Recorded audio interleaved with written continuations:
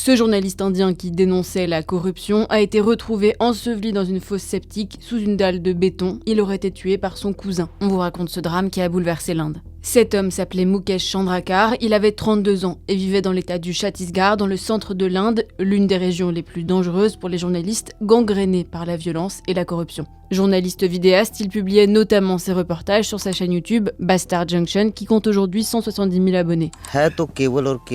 Au cours de sa dizaine d'années d'expérience, il s'est justement illustré par ses grands reportages sur la corruption présumée dans le secteur de la construction. L'une d'entre elles avait notamment mené à l'ouverture d'une enquête policière.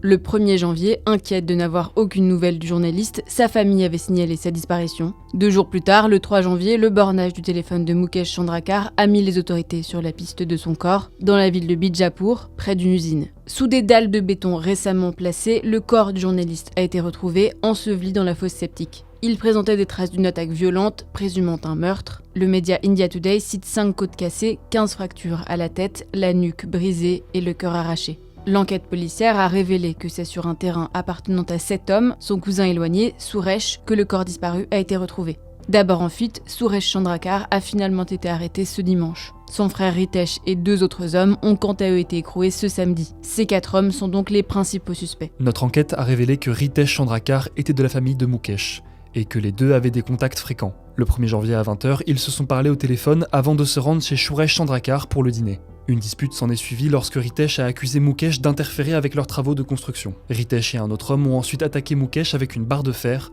placé son corps dans une fosse septique et l'ont scellé. Ce sont donc les révélations du journaliste sur une escroquerie liée à la construction de routes à Bijapur qui aurait mené à sa mort. Ce drame qui a profondément ému l'Inde n'est pas isolé. Le pays occupe la 159e place du classement mondial de la liberté de la presse sur 180 pays selon Reporters sans frontières.